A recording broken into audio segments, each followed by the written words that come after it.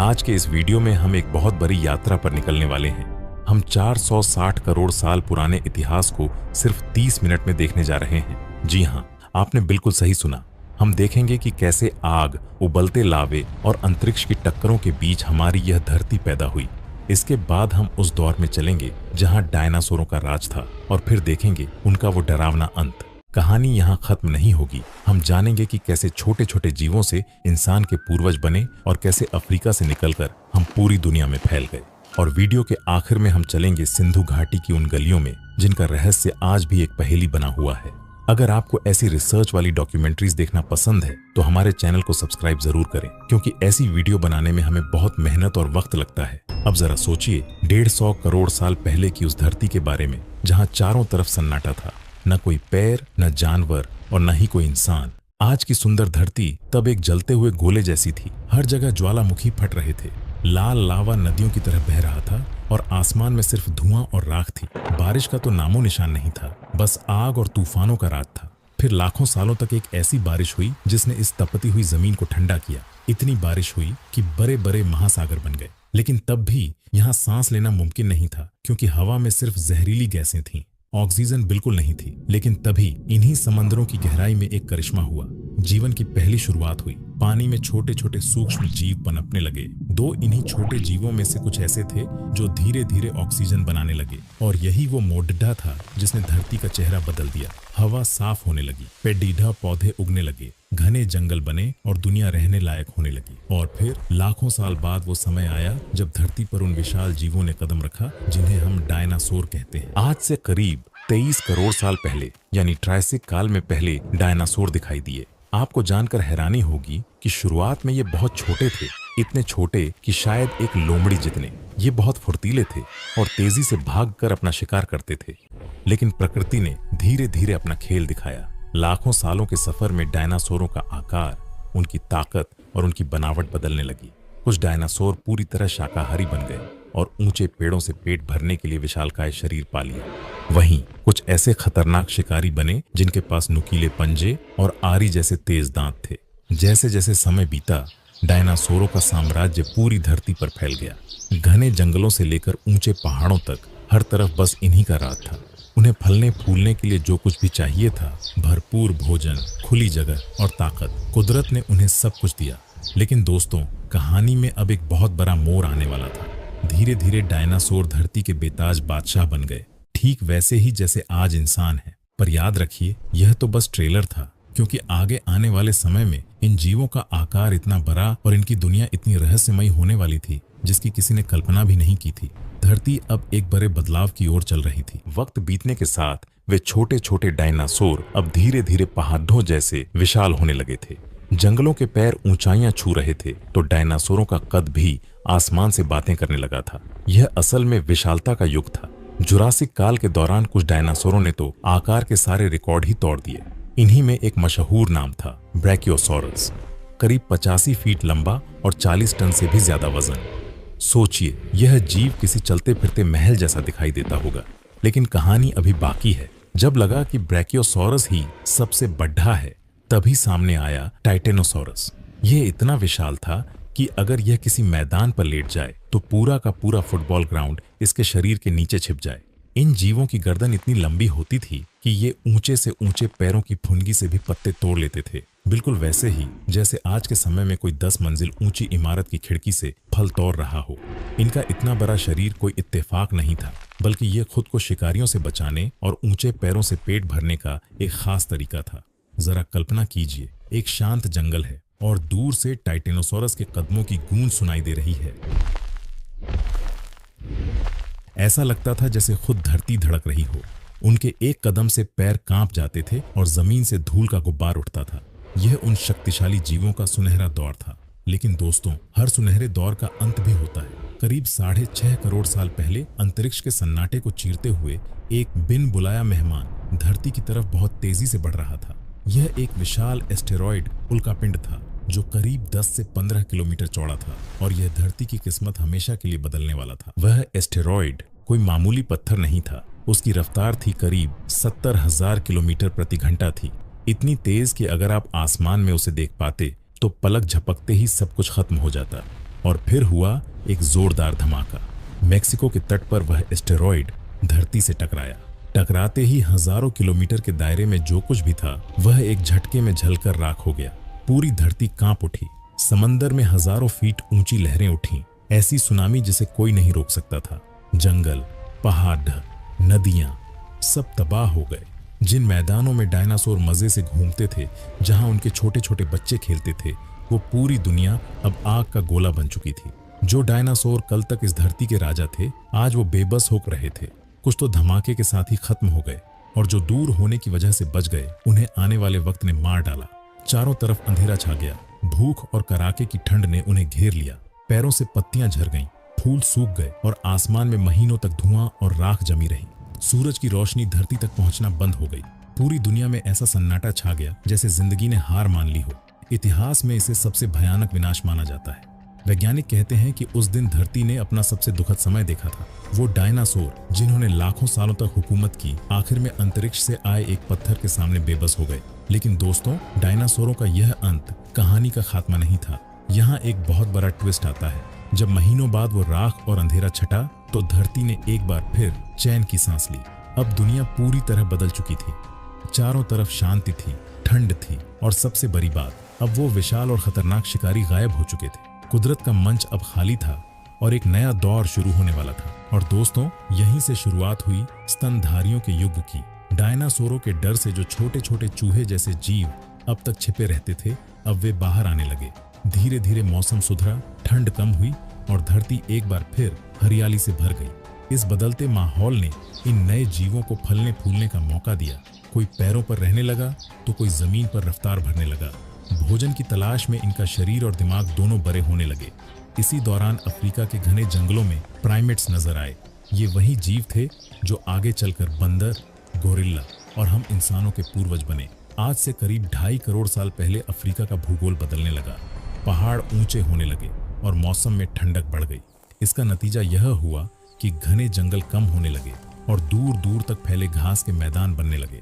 अब जो जीव पैरों पर रहते थे, उन्हें खाने की तलाश में नीचे उतरना पड़ा। और यहीं से शुरू हुआ एक क्रांतिकारी बदलाव। सीधे खड़े होकर 2 पैरों पर चलना, इसे ही बायपेडल चाल कहते हैं, जो इंसान बनने की दिशा में हमारा पहला कदम था। फिर समय बीता और करीब 3 लाख साल पहले पूर्वी अफ्रीका की धरती पर एक अनोखी प्रजाति का जन्म हुआ, होमो सेपियंस, यानी हम इंसान। लेकिन एक बात याद रखिए, उस वक्त धरती पर सिर्फ हम अकेले नहीं थे। हमारे जैसे दिखने वाली और भी प्रजातियां थीं, जैसे होमो इरेक्टस जो सीधे खड़े हो सकते थे, या होमो हैबिलिस जो पत्थर के औजार बनाना सीख रहे थे। मगर इन सब में होमो सेपियंस सबसे खास थे। क्यों? क्योंकि उनका दिमाग, हमारा मस्तिष्क बाकी प्रजातियों से बहुत बड़ा और तेज था। हम सिर्फ देख नहीं सकते थे, बल्कि कल्पना कर सकते थे, सोच सकते थे और योजना बना सकते थे। हमारे शरीर शिकार के लिए एकदम फिट थे। तेज दौड़ना, गर्मी बर्दाश्त करना और हाथों से मजबूत पकड़ बनाना। हमारी आंखें इतनी तेज थीं कि हम झाड़ियों में छिपे खतरे को पल भर में पहचान लेते थे। यहीं से इंसान ने प्रकृति के साथ अपना वो खेल शुरू किया जो उसे पूरी दुनिया का मालिक बनाने वाला था। उन शुरुआती दिनों में होमो सेपियंस का कोई ठिकाना नहीं था। वे घने जंगलों में रहते और रात गुजारने के लिए गुफाओं का सहारा लेते थे। उनका कोई पक्का घर नहीं था, बस दिन भर खाने की तलाश करना और रात को आग के पास बैठकर जंगली जानवरों और ठंड से खुद को बचाना, यही उनकी जिंदगी थी। वे अकेले नहीं रहते थे, बल्कि 10-20 लोगों के छोटे छोटे झुंडों में रहते थे। ये झुंड एक परिवार की तरह होते थे, जो साथ में चलते, साथ में खाते और दुश्मनों से साथ मिलकर लड़ते थे। झुंड के हर सदस्य का काम बंटा हुआ था। कोई शिकार की ताक में रहता, कोई खाने लायक फल और जड्ढे इकट्ठा करता, तो कोई बच्चों की देखभाल करता। जरा सोचिए, उस वक्त न कोई भाषा थी, न कोई धर्म और न ही कोई कानून, न कोई राजा था और न ही कोई भगवान। बस 3 चीजें थीं: भूख, मौत का डर और हर हाल में जिंदा रहने की जिद। इसी जिद ने उन्हें नए रास्ते दिखाए। उन्होंने पत्थरों को घिसकर हथियार बनाना सीखा, लकड़ियों से नुकीले भाले तैयार किए और बड्ढे जानवरों को मात देने की तरकीबें सोची। यह एक ऐसी यात्रा की शुरुआत थी जो उन्हें अफ्रीका से बाहर निकालकर पूरी दुनिया का मालिक बनाने वाली थी। उस समय इंसान पूरी तरह शिकारी था। पेट भरने के सिर्फ 2 ही रास्ते थे, या तो शिकार करो या फिर जंगल से कुछ खाने लायक ढूंढ कर लाओ। सूरज निकलते ही बस एक ही फिक्र होती कि आज खाने में क्या मिलेगा। कोई ग्रुप हिरणों के पीछे दौड़ता तो कोई झाड़ियों में कंदमूल और जंगली फलों की तलाश करता। शिकार करना कोई खेल नहीं था, जंगली जानवर बहुत फुर्तीले और खतरनाक होते थे। ऊपर से घना जंगल और हर कदम पर जान जाने का खतरा। कई बार तो ऐसा होता कि 3-3 दिनों तक कुछ हाथ नहीं लगता और प्यास बुझाकर ही गुजारा करना पड़ता। महिलाएं और बच्चे अक्सर जरें और फल बटोरते थे, जबकि पुरुष पत्थर के औजारों और फंदों की मदद से शिकार करने की कोशिश करते थे। जंगल का एक कड़ा नियम था, अकेला इंसान यानी मौत। ये लोग अच्छी तरह जानते थे कि अगर जिंदा रहना है तो साथ रहना ही होगा। उनके लिए भोजन जुटाना सिर्फ पेट भरना नहीं था, बल्कि हर दिन मौत को मात देने जैसा था। इसी मुश्किल जीवन ने उन्हें बहुत कुछ सिखाया। उन्होंने गौर से देखना, ध्यान से सुनना और बारीकियों को समझना शुरू किया। उन्हें पता चल गया कि कौन सा जानवर किस रास्ते से आता है, किस जहरीले पौधे को हाथ नहीं लगाना है और कौन सी गुफा सुरक्षित है। भले ही यह जिंदगी खतरनाक थी, लेकिन इसमें एक सुकून भी था। जब दिन भर की भाग दौड़ के बाद रात होती तो सब आग के चारों ओर इकट्ठा होते। कोई खाना तैयार करता तो कोई बुजुर्ग बच्चों को पुरानी बातें बताता, कोई तारों भरा आसमान देखकर आने वाले मौसम का अंदाजा लगाता। धीरे धीरे ये शिकारी सिर्फ जानवरों का पीछा नहीं कर रहे थे, बल्कि वे अनुभवों और ज्ञान को बटोर रहे थे। जंगल अब उनके लिए सिर्फ एक डरावनी जगह नहीं, बल्कि एक स्कूल बन चुका था। हर ऊंचा पैर, हर छोटा पत्थर और हर जानवर उन्हें कुछ न कुछ नया सिखा रहा था। यही वो समझ थी जो उन्हें एक दिन दुनिया का सबसे बुद्धिमान जीव बनाने वाली थी। फिर आया वो समय जिसे वैज्ञानिक कॉग्निटिव रिवॉल्यूशन कहते हैं, यानी सोचने की शक्ति का एक बड़ा धमाका। अब इंसान का दिमाग सिर्फ वही नहीं देखता था जो सामने है, बल्कि वह उन चीजों के बारे में भी सोच सकता था जो मौजूद ही नहीं थी। वह आने वाले कल की योजना बना सकता था, कल्पनाएं कर सकता था और सबसे बड़ी बात, वह अपनी बात दूसरों तक पहुंचा सकता था। यहीं से भाषा का जन्म हुआ। अब इंसान सिर्फ डर के मारे चिल्लाता नहीं था, बल्कि वह इशारों और शब्दों में पूरी बात समझा सकता था। भाषा के आने से सब कुछ बदल गया। अब अगर किसी ने झाड़ी में शेर को देखा तो वह सिर्फ शोर नहीं मचाता था, बल्कि साफ साफ बता सकता था, सावधान, उस झाड़ी के पीछे एक बड़ा शेर छिपा है, अभी उधर मत जाना। लेकिन यह भाषा सिर्फ खतरों के लिए नहीं थी, बल्कि यह दिल की बात कहने का जरिया बन गई। डर, मोहब्बत, गुस्सा और अपने सपने, इंसान अब इन सबको शब्दों में पिरोने लगा था। यहीं से एक और कमाल की शुरुआत हुई, कहानियों की। इंसान अब सिर्फ सच नहीं, बल्कि कल्पनाएं भी करने लगा। चांद पर कोई जादुई शक्ति रहती है, हमारे पूर्वजों की आत्मा आग में बसी है, या पैर काटोगे तो इंद्रदेव नाराज हो जाएंगे। सुनने में ये शायद काल्पनिक लगे, लेकिन यही वो कहानियां थीं जिन्होंने हजारों अनजान लोगों को एक साथ जोड़ दिया। बाकी जानवर कभी 50 से 60 से बड़ा ग्रुप नहीं बना पाए, क्योंकि वे एक दूसरे को जानते नहीं थे। पर हम इंसानों ने कमाल कर दिया। हमने एक कहानी पर भरोसा किया और हजारों लाखों लोग एक साथ जुड़ गए। ठीक वैसे ही जैसे आज हम एक झंडे के सम्मान में खड़े होते हैं या एक भगवान की इबादत करते हैं। यह सब उसी सोचने की क्रांति का नतीजा था। इसी दौरान इंसान के अंदर का कलाकार भी जागा। गुफाओं की अंधेरी दीवारों पर पहली बार चित्र बने, कहीं शिकार के मंजर तो कहीं रहस्यमयी आकृतियां। शायद ये उनके डर थे, उनके सपने थे, या फिर ईश्वर में उनकी पहली आस्था। पर एक बात तो साफ थी, अब इंसान सिर्फ पेट भरने वाला जीव नहीं रहा था। वह सोच रहा था, यादें बना रहा था और दुनिया को समझ रहा था। जब हमने भाषा के दम पर एक दूसरे का हाथ थाम लिया तो इतिहास की रफ्तार बदल गई। यह कोई मामूली बदलाव नहीं था दोस्तों। यहीं से हमने जानवरों की दुनिया को पीछे छोड़ दिया। अब इंसान उस सफर पर निकल चुका था जहां वह खुद अपना भाग्य लिखेगा, जहां वह राजा बनेगा और देवताओं को पूजेगा। अब इंसान सिर्फ अपना नहीं, बल्कि पूरी पृथ्वी का भाग्य लिखने वाला था। जब उसने आगे कदम बढ़ाया तो वो सिर्फ नई जमीन नहीं खोज रहा था, बल्कि अपना भविष्य गढ़ रहा था। करीब 600 से 700 साल पहले यहाँ आप लाखों साल या हजारों साल के संदर्भ में बदलाव कर सकते हैं। होमोसेपियंस ने पूर्वी अफ्रीका को छोड़ कर बाहर की दुनिया देखने का फैसला किया। पर उन्होंने ऐसा क्यों किया? शायद मौसम बदल रहा था, या शायद शिकार की कमी होने लगी थी, या फिर हो सकता है कि इंसान के मन में वो सवाल जाग गया हो जो आज भी हमें बेचैन करता है कि इस पहाड़ के उस पार आखिर क्या है। वे सबसे पहले मध्य पूर्व 3 पहुंचे और फिर वहां से धीरे धीरे एशिया, यूरोप और ऑस्ट्रेलिया तक फैल गए। लेकिन दोस्तों, ये सफर इतना आसान नहीं था।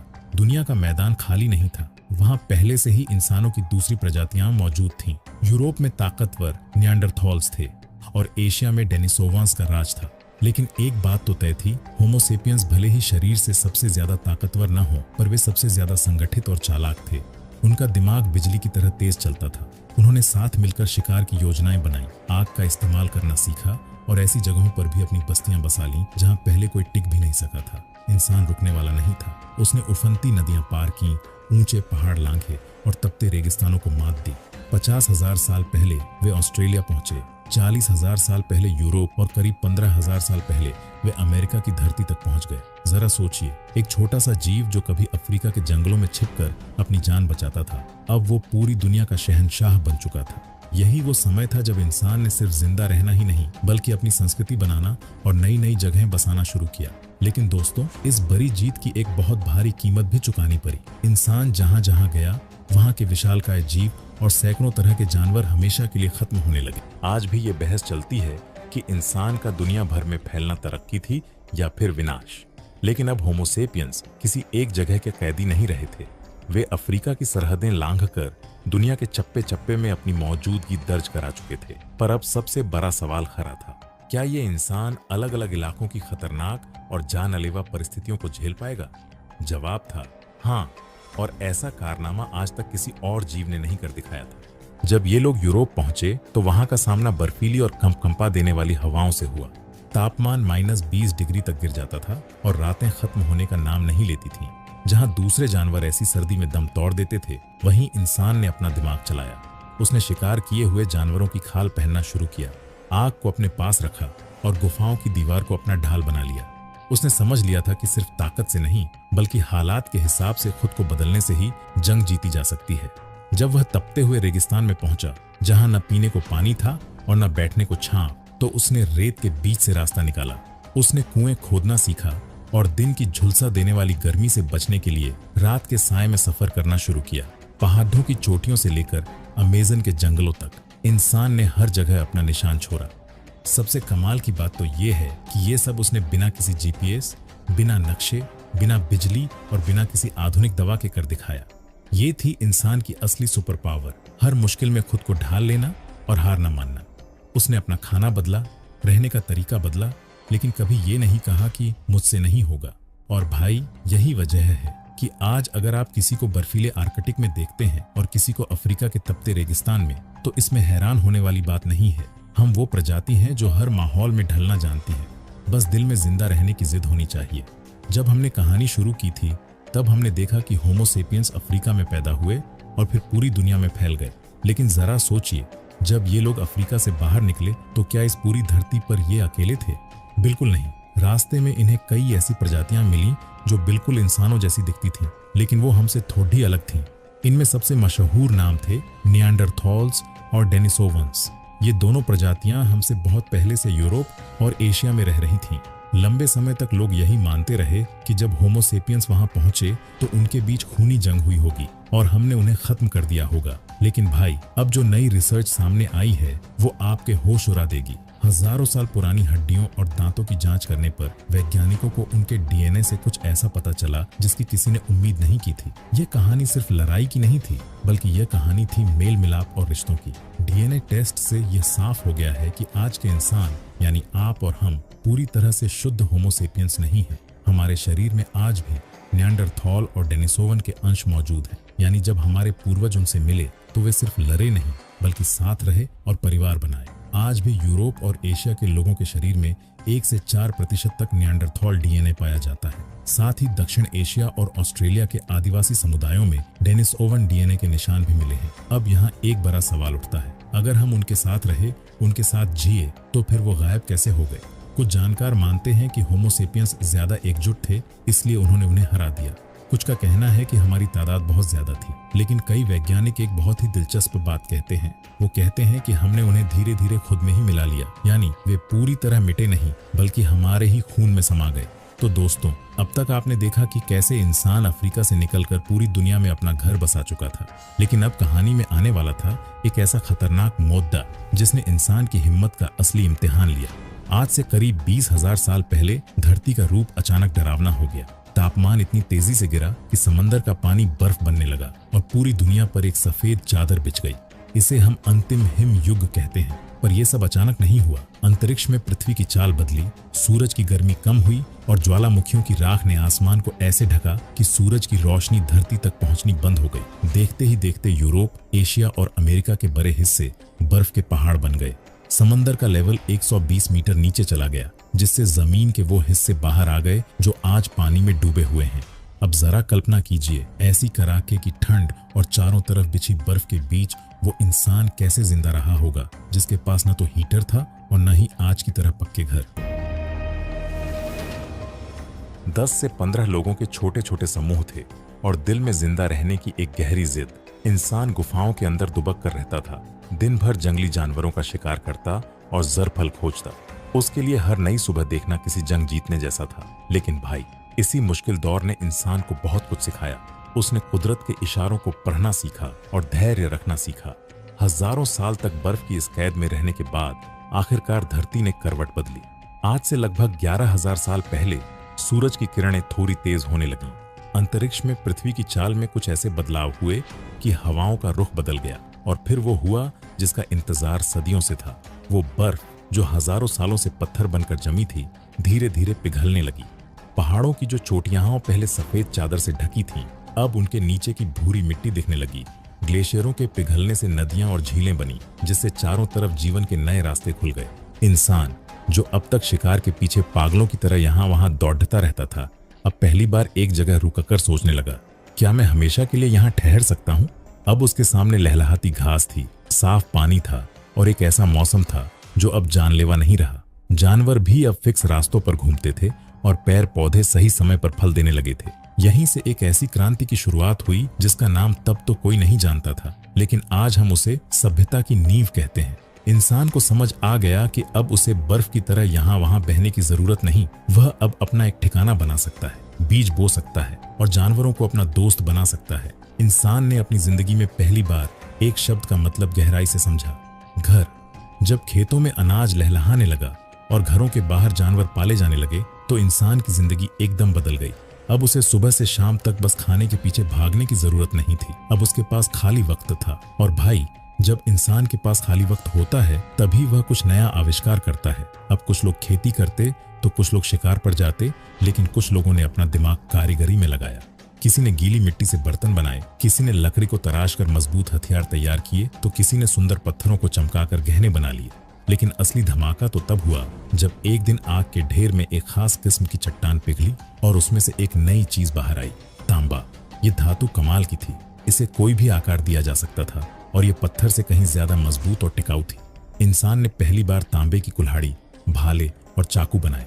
यहीं से पत्थर का युग धीरे धीरे खत्म होने लगा। इसी दौर में इंसान ने सूती धागों से कपड़े बुनना भी सीख लिया। अब वह सिर्फ अपनी भूख नहीं मिटा रहा था, बल्कि अपनी संस्कृति और पहनावे को भी निखार रहा था।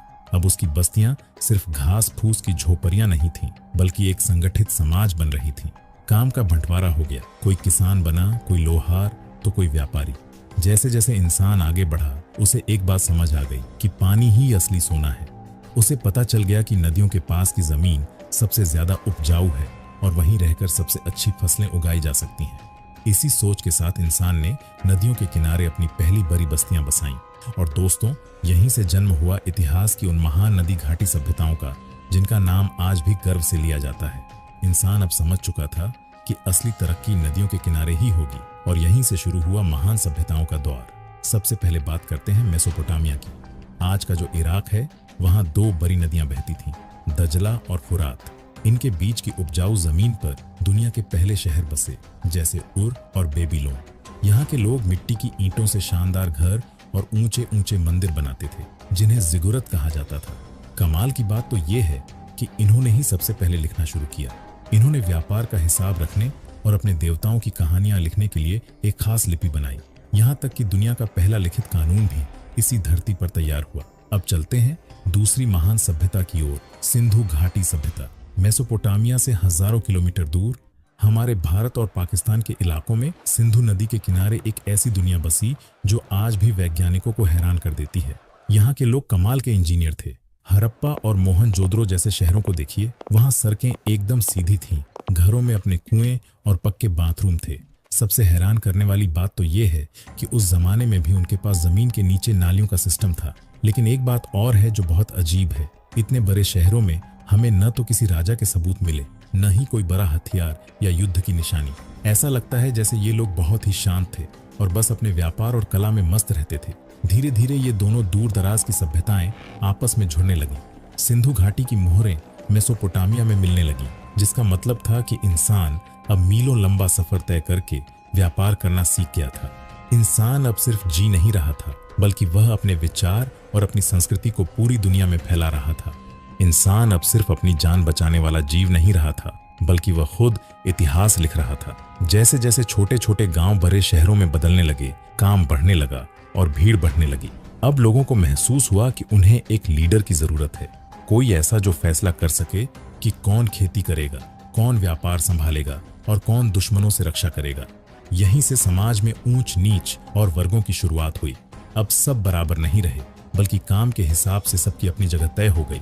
अन्न उगाने वाले किसान बने, औजार बनाने वाले शिल्पकार और सामान को दूर दूर तक ले जाने वाले व्यापारी। सुरक्षा के लिए सैनिक बने और इन सबके ऊपर आए राजा और पुरोहित। राजा सिर्फ वो नहीं था जिसके पास ताकत थी, बल्कि उसे ईश्वर का भेजा हुआ दूत माना जाने लगा। उसका सिंहासन सिर्फ एक कुर्सी नहीं, बल्कि पूरी व्यवस्था की धुरी बन गया। मेसोपोटामिया में राजा खुद को भगवान का बेटा कहता था, तो मिस्र, इजिप्ट में तो राजा को ही भगवान मान लिया गया। सिंधु घाटी की बात थोड़ी अलग थी। वहां कोई एक राजा तो नहीं दिखा, पर उन शानदार शहरों को देखकर लगता है कि कोई ना कोई तो था जो इतने सख्त नियम और योजनाएं बनाता था। यहीं से टैक्स, कर, फौज, कानून और बड़े बड़े महलों का दौर शुरू हुआ। समाज अब एक ऐसा ढांचा बन चुका था जहां हर किसी का काम तय था। लेकिन याद रखिए, राजा सिर्फ तलवार के दम पर राज नहीं करता था, बल्कि आस्था और कहानियों के दम पर राज करता था। जब इंसान ने ईश्वर की कल्पना की, तो उसी के नाम पर उसने सत्ता और नियमों को भी स्वीकार कर लिया। तो दोस्तों, 460 करोड़ साल का यह सफर जलते हुए लावे से शुरू होकर आज के इस संगठित समाज तक पहुंच गया है। आज की हमारी यह वीडियो यहीं खत्म होती है। अगर आप इस सफर के आखिरी हिस्से तक मेरे साथ आए हैं, तो कमेंट में अपना नाम जरूर लिखें। जानकर बहुत अच्छा लगेगा कि इस अद्भुत यात्रा में हमारे साथ कौन कौन अंत तक जुड़ा रहा।